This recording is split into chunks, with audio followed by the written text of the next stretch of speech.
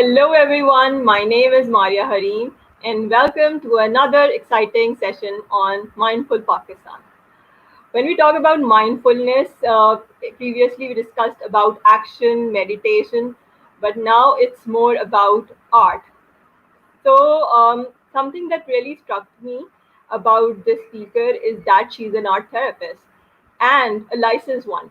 Because in my limited knowledge, you can say that I have seen very limited art therapists in Pakistan who are licensed and who have the proper degree to go for the art therapy. So I have attended a number of art therapy sessions, but I always thought, what would it be like to have a licensed art therapist and have an art therapy experience? For this reason, we have a very, you can say, acute art therapist who has a very graceful aura, and she is based in Ontario, Canada. And she's working with my favorite organization, Art Therapy. And she teaches art therapy too at Toronto Art Therapy Institute. And she is into comic therapeutic modality, digital and online art therapy. So let's not waste time any further, and let's keep our fingers crossed and welcome Rakshanda Khan. Hello, Maria. Thank you so much for inviting me. It's such a pleasure to be here, especially on such a special occasion, 14th August. I tried to wear something green, but I think on screen it's coming out a little bit blue. But, Yeah. I'm trying. This is my effort to be, for a mindful Pakistan. Yeah, and what really matters is wearing green is not, you can say, an obligation. It's the spirit that we carry that matters. And Mhm. you were from Pakistan and you went to Canada.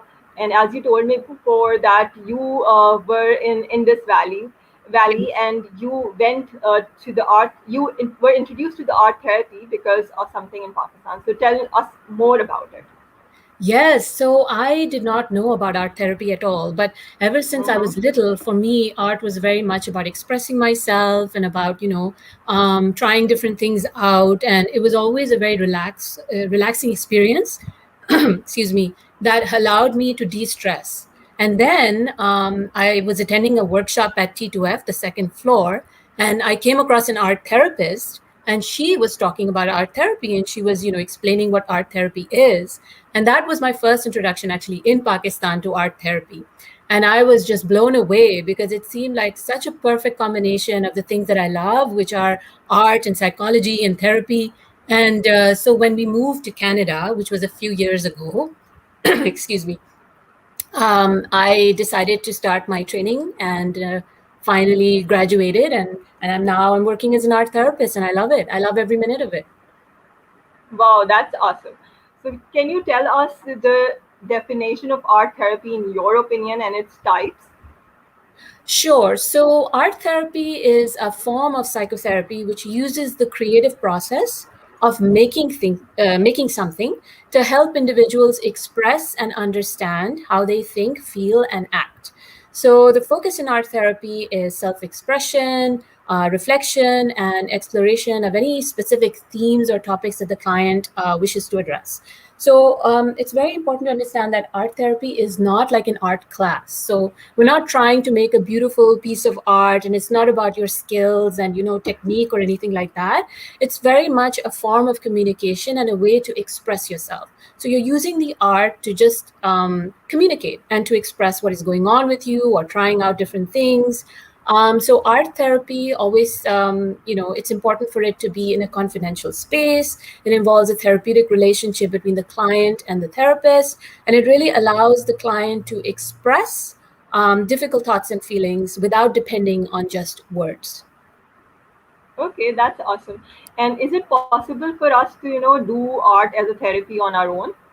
Of course, art in itself Okay. is a very healing process. So, there's a lot of neuroscience studies and a lot of research that's being done to look at how art can impact us, or the impact that art has on us. So, there are neural pathways in the brain which kind of connect movement with movement and using your hands with relieving anxiety and relieving stress. So, for example, when people are knitting or they're sewing or you're doing something that's, I guess, mindful, there is science that backs up how that can de-stress you and can relax you.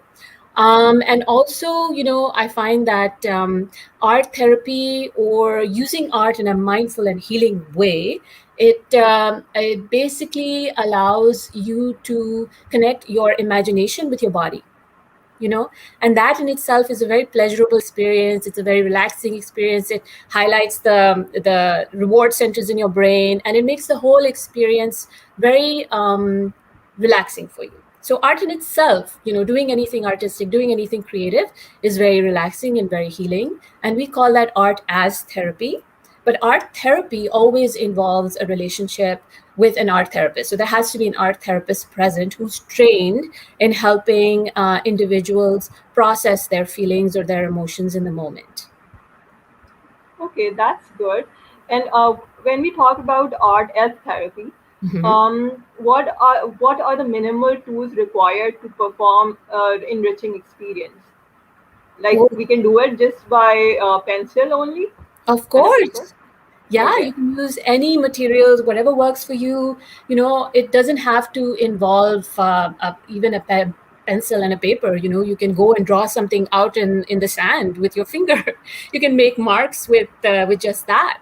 So it's Okay. really using different materials, different tools, found objects, pretty much anything to in a creative manner to express Mhm. yourself or to explore things or to play or to experiment. Okay. If I talk about my own experience, art Mhm. has been, you can say, it has been traumatizing for me because in a school, my Mhm. teachers used to, ask us to make a perfect drawing. And my friend had an older sister in home economics, I guess, and she Yeah. used to draw very beautifully while I used to work really hard, and my art pieces were not up to the mark. So do Mhm. you think that the clients that you have experience with, do they feel that art is not that healing that many people claim to be? Yeah, so I think that is a big barrier actually when it comes to connecting with Mm. art. So, as art therapists, we believe everybody is creative, everybody can use art, everybody can find joy and healing in art. But, we're kind of trained to say that this is good art and this is bad art. And you are an artist and you are not an artist. And you have talent or skill and you don't. So there's a lot of judgment that we impose on that creative process instead of just going with whatever comes up and appreciating whatever that art has to tell us about ourselves, or even just tell us about what we enjoy about the process. So really, one of the things that we encourage people to do is to not focus on the product at all. It's really about the process and just connecting with the art materials, exploring the different art materials, and allowing different things to emerge, which again I think is a very mindful way of connecting with our environment or connecting with anything, being with it, sitting with it, connecting with it, and allowing things to emerge. Okay, considering that pandemic has made us all online, Mhm. so do you think digital art making has the same impact as the art that have a proper setup and they do it there? Yes, so this has been quite an experience for our therapists because we are generally used to working with traditional art making materials in a space one on one with clients or in groups in person. So online, it's a different experience. But what more and more studies and research have shown, especially during COVID, is that there are ways to work with digital technologies that allow for meaningful engagement with art making and even in therapy. So, for example, the internet offers many tools that you Mm-hmm. can use to make art. Okay. For Okay. example, if you're doing a collage, you might be pulling out things from different magazines and pasting them together. And when you're working digitally and you want to make a collage, you have the whole internet at your disposal. You can pick any image from pretty much anywhere and work with it. You know, there are lots of art making apps that we have available as well, and many different ways to sort of use digital technologies and this, interface that we have between us, that can be helpful and that can be healing. So, it's just that we believe that different materials bring out a different response So it's really about understanding how to work with different materials or different mediums in a way that is centered around our goals. So, for example, if we're focused on anxiety, so how can we use these different materials to understand why we get anxious, what makes us anxious, and what we can do to relieve anxiety and cope with it? Okay, that's awesome. Can you tell me three top of the mind tools that are very helpful in your opinion? That digital tools that a person who is into self art therapy or art as therapy can use. Digital tools for art as therapy. Okay, well, I would recommend, just trying out different apps. There are a lot of apps right now which give you many different ways of making art. There are even Mm-hmm. apps where you can do sort of, with your finger, you can make all these different mandalas or relaxing shapes. There are apps where you can animate things very easily. They have all these different characters that you can just pick up and kind of put into a scenario or a setup, which can be really entertaining, but also a way to sort of communicate something maybe that's on your mind.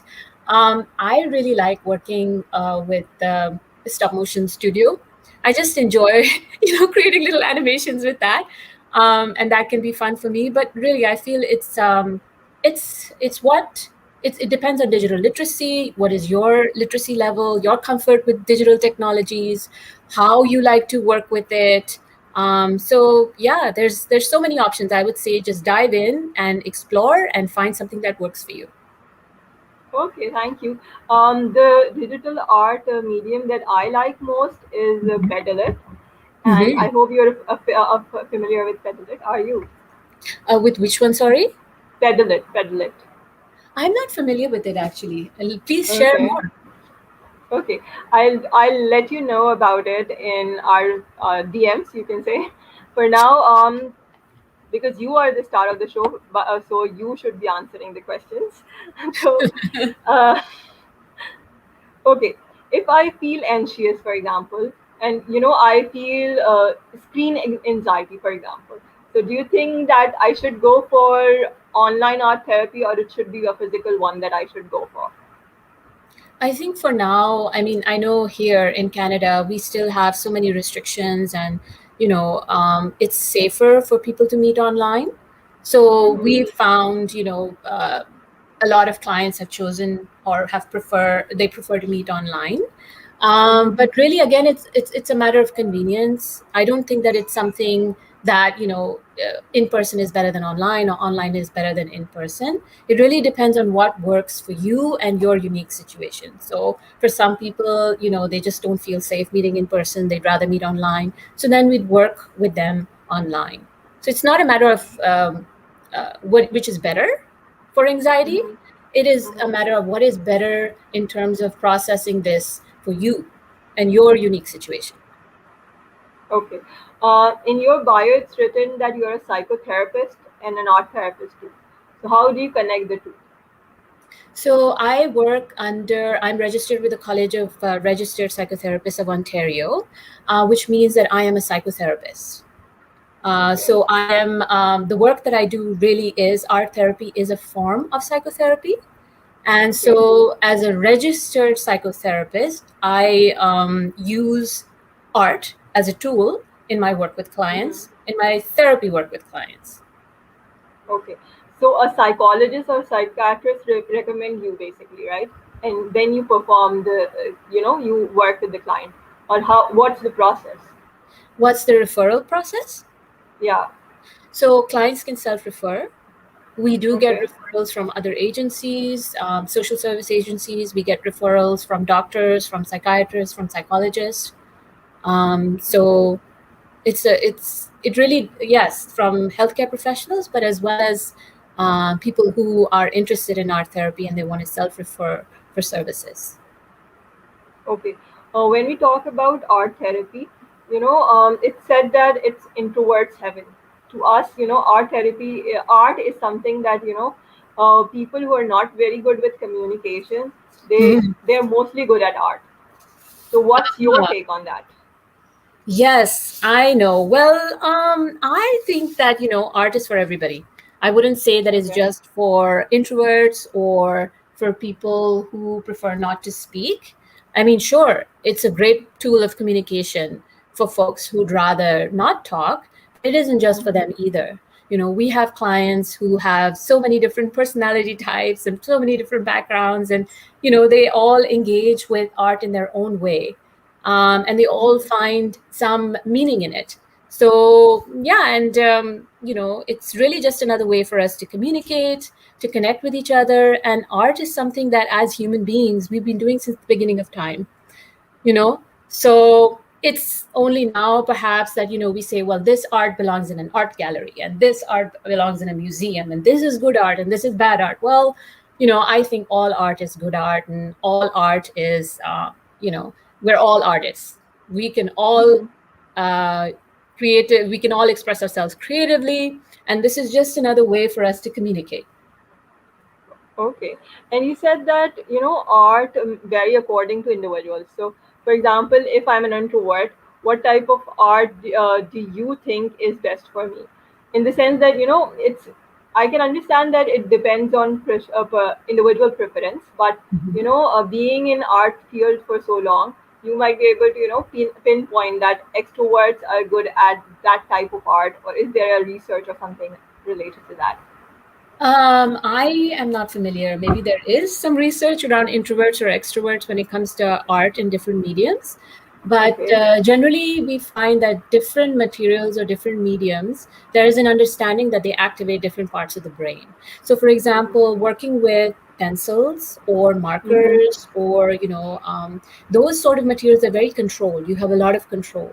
If you're working with watercolor, for example, there's a lot less control. The water is going to do what it's going to do, and you have to kind of use it, try and contain it. It's less easy to control than, say, working with a drawing pencil.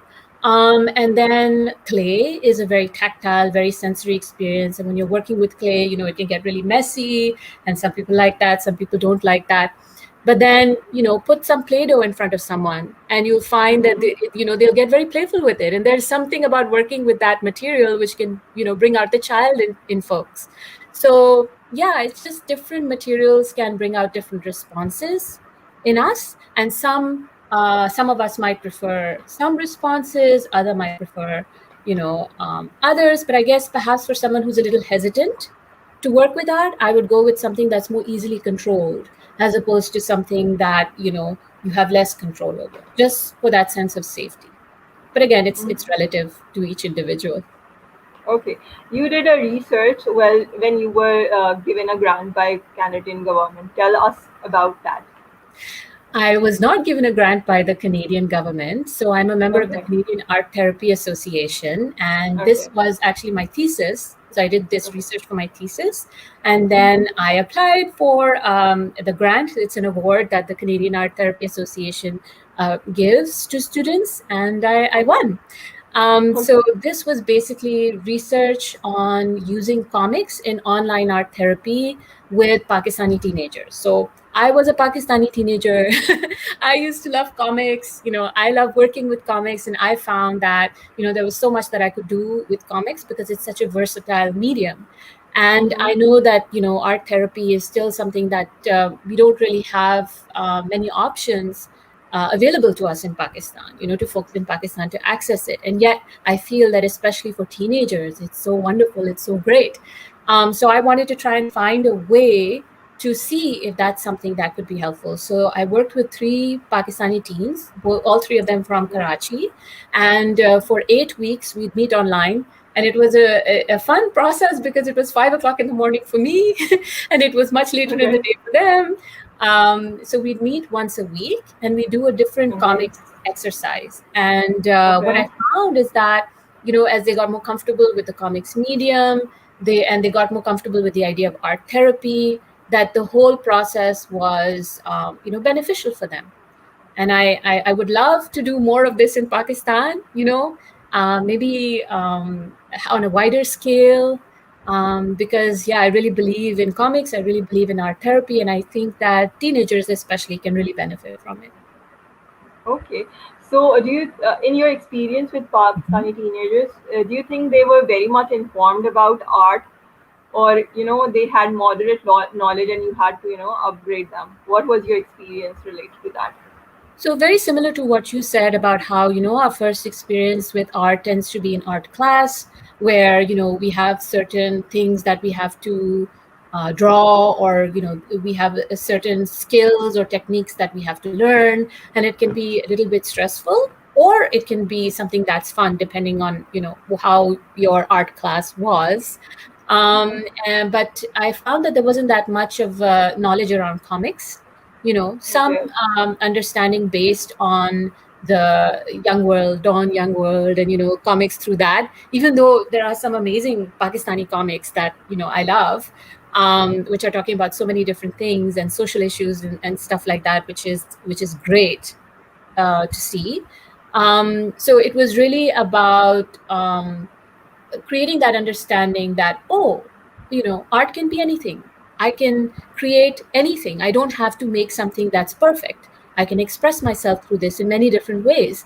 And oh, okay, so this is what comics are. And I look at a Batman comic, or I look like at a Superman comic, and they're just so, the drawings are so difficult, and I could never do that. But hey, a comic doesn't have to be like that. It can just be something very simple, and yet at the same time I can share my story through this medium. So it was a wonderful experience to see the teens get more comfortable with the whole process and learning to express themselves through it. Okay. We are running short of time, and it's a very interesting conversation, though. But what are the top three techniques that you can share that, if we are feeling not that best, we are feeling low. So, what are the three, you can say, art as a therapy techniques that we can do at home without, having an art therapist around? Sure. So I guess one of the simplest, most mindful ways to connect with art is to Mm-hmm. just have, say, for example, you have some drawing materials, and then you have some paint materials, and maybe some clay. So have like a variety of different art materials in front of you. Do some Mm-hmm. breathing exercises, maybe connect with your body, and then just spend some time with each different medium and just explore Mm-hmm. it. So look at the shape, look at the texture, look at the color, really try and connect with that whole process of using your hands and using that material, and spend some time just relaxing and exploring without any judgment. You don't have to draw anything. You can just look like a bunch of scribbles, and that's okay, you know? So, and then maybe do some deep breathing again and move on to a different art material. Try working with paint and see what that process is like, and how you feel after you work with paint. What are the different feelings that are occurring inside of you, and how is your body responding to you working with these different materials? So this is one of the most easy, basic, simple ways of mindfully connecting with art materials. And then there are things you can do with your breath as well. So for example, this is something I do myself is, I'll just take a moment to connect with my breath, and I'll draw my breath. And I usually try for something like this, I'd like to work with drawing material which is very smooth, so like a crayon, or a pastel, oil pastel, or a chalk pastel. And I will just take a deep breath in, and then just make a mark when I breathe out.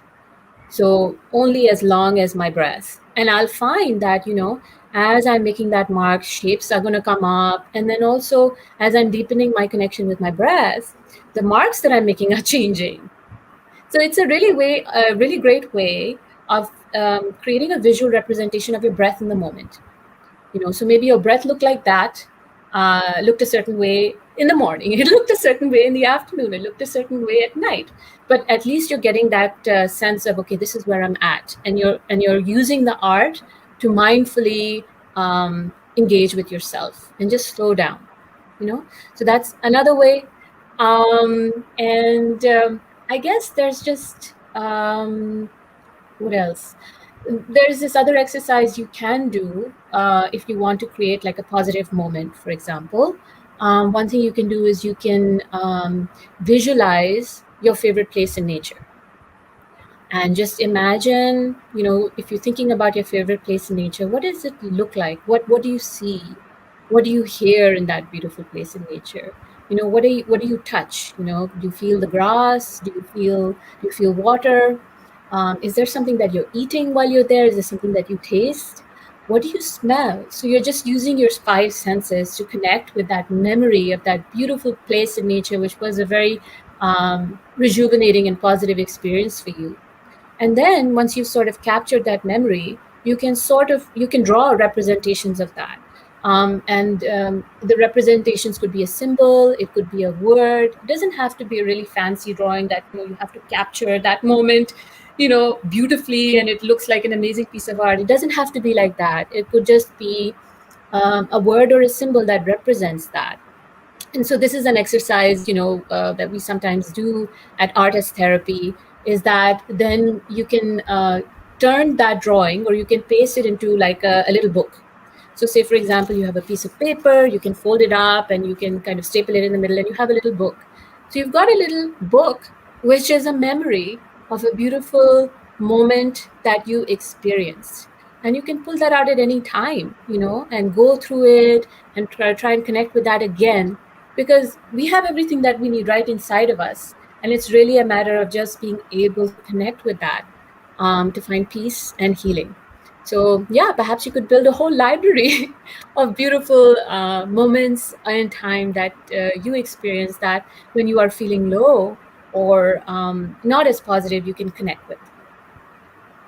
Okay, your parting note on mindful Pakistan and art in the process. Mindful Pakistan, and oh my gosh, I miss Pakistan. I haven't been to Pakistan in a while. I'm so grateful to be here, to be able to participate in 14th August this way. I do really believe that mindfulness is so important for all of us. It can be very healing. It can be very helpful for us, especially when we're so caught up in so many different things. We have so many stressors. We have so many anxieties, and I believe that when we combine art with mindfulness, we are then connecting our body with our imagination. And we are using our imagination, this internal resource that we have, to find solutions to our problems. So, within trauma, for example, or when we have bad experiences, then that ability to find solutions or to think creatively shuts down. So the more we sort of connect with that sense of our part of ourselves, which is playful, which is resourceful, which is imaginative, that can find creative solutions in stressful situations, the better it is for us. So I guess that's all I have to say. Yeah, and we should not be very critical of on our own self when we are making art, right? Yes, yes. The judgment, I mean, who needs that, honestly? We're just denying ourselves a beautiful experience when we judge ourselves and we judge the art that we make. Really, we don't need to do that at all. Just enjoy it, explore working with different materials. It doesn't have to look like anything. It could just look like a bunch of colors on the page, but that bunch of colors is allowing you to express something that you're feeling in the moment, or maybe is just allowing you to relax. So just enjoy. Go for the process of creativity and connection with yourself. Yeah, that's very inspiring. And for I got an inspiration, and I have a word for it, that your artwork is known best to you, not to the world, right? Yes, I love that. That's beautiful, for sure. Thank you. I Thank 100% you very agree. much. Thank you very much. It was nice talking to you, and people who are seeing it on our page, Mhm. the recording will be available. You can see it later too. Okay, Okay, and thank you thank so you, much, Karen. Rakshanda, for coming. It Yeah, was my thank you pleasure. so much. Thank Yeah, you. thank you very much.